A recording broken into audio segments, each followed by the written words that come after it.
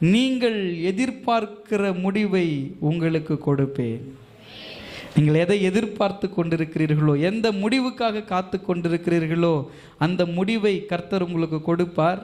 அது எப்படிப்பட்ட முடிவாக இருக்கும்னா, தீமைக்கு அல்ல, சமாதானத்துக்கு ஏதுவான நினைவுகளே கர்த்தர் உங்களை நினைத்திருக்கிறார்.